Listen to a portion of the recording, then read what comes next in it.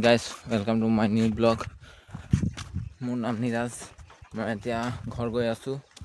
মই ৰেচন আনিব গৈছিলোঁ। পিছফালে দেখি পাইছে মোৰ ভাইটি আৰু মই ৰেচন লৈ আহিছোঁ। মই এইটো নিউ ব্লগ। আপুনি যদি হয় তেনে এইটো ভাইৰেল কৰি দিয়ে।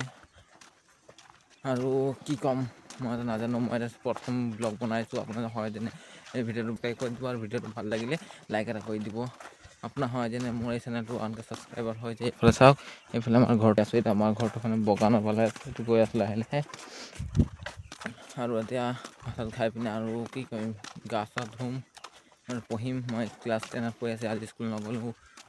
কালি যাম। কালিও নাযাওঁ কেলৈ আমাৰ ঘৰত কালি কোনোবা আহিব, কোনো এটা গেষ্ট। নাযাওঁ আজি।